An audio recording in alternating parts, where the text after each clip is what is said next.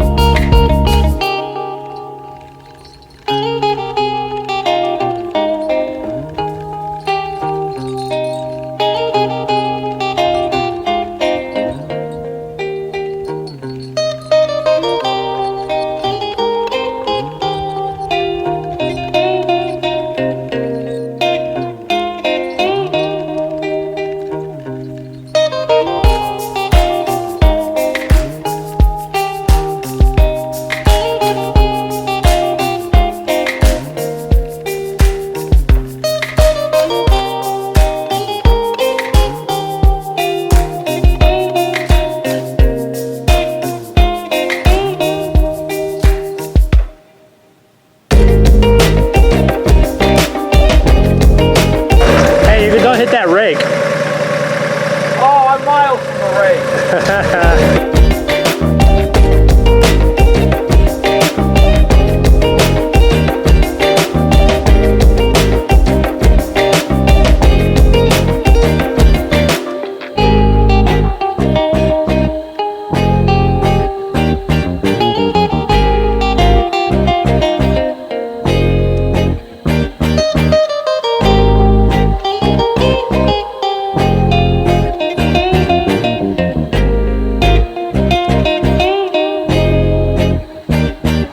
I don't want to be a tractor hog. I gotta let Connor do some of it.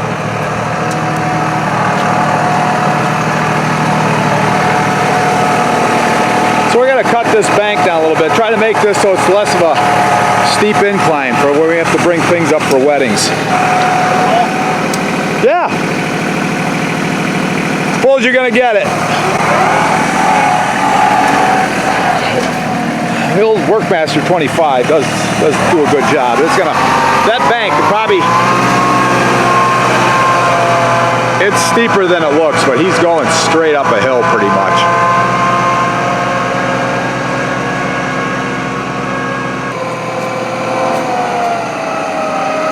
Yeah, this is pretty steep. Main thing is you don't get going sideways, because that'd be the end of it.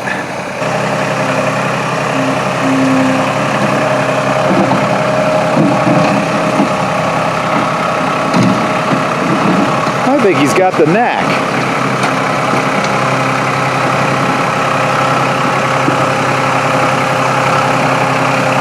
Don't forget you got posi lock.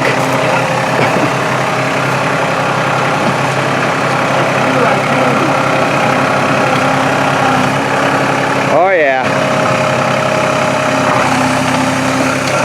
Bucket. Looks like a full bucket.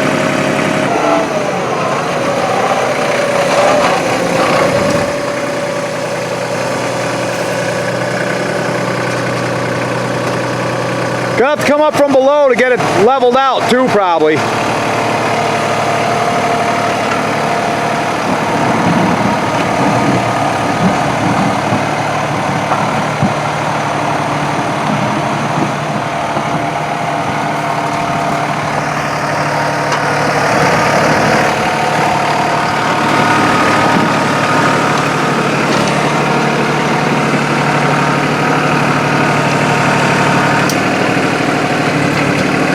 Pretty full, Con. Ooh, he's been busy.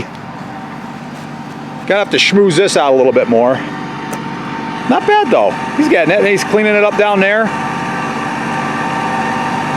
I like that. Yep. A lot of clay, ain't it? It's mostly clay, I think, there. Or hard candy stuff. It's slimy. I know that. Looks like he ran into some flagstone. What you doing, Connor? Tightening the tractor up for some reason. The axle housing is the bolts loosened up. Got a crack there. It's falling apart. Yeah. How come there's no oil coming out of that? I don't know. Or is there not supposed to be oil in there? Seems like that's a differential housing. That would require fluid. Right? I would think, yeah. But I don't know. I don't know either. It's not going. Well, you know what? Pick it up with the boom. Yeah, do that, would you? I'll do it. You do it. Guy, I do everything around here? Something. Why start now? It's up. I don't even know why I looked at it. I was just looking for grease fittings, that's it. That was another thing. Grease fitting, I pulled right out with the grease gun. It was loose and vibrated and was hanging on by a thread, I guess. Well, we've had some loose things on this tractor. Yep. Boy, right after we did a video bragging about it. It's still good. You just gotta it's a great tractor. The bolts just gotta holy get cow. tightened up. Look at that. There's probably a torque value to those, probably like 85 foot-pounds. Or 8. Or 85 inch-pounds? 8 from the factory. Well, there was some loose fittings. Hydraulic lines I had to tighten up on this thing too, but I don't know if you expect that in a new tractor or what. Well, no. I kind of like to not have to bolt the new tractor together. This could have been a disaster pretty quick. What a cute little tractor though. Cute little motor in there. It's so cute. It is a billy goat, man. I have It a is. full loaded bucket and you go right up that hill. hill. All right, so you're gonna tighten that up. Connor's done a lot though with it. Got this all done. We got some modified packed in here. Looking pretty good. It's a much better looking driveway kind of scenario now. So Is that loose too? I don't know. Now I gotta go over the whole thing and check it. I guess. Check every bolt. See about this side. Oh, this side's on. That side's tight. That side's tight. I bet they put that one on. Maybe for shipping reasons, they got to take one of these off from the factory or something. It's pretty good. All right. Hope you enjoyed this video. Thanks for watching. Like, subscribe. Right, Connor? Yep. Yeah, like and subscribe. Ring the bell. Oh yeah, ring the bell. Ring the bell.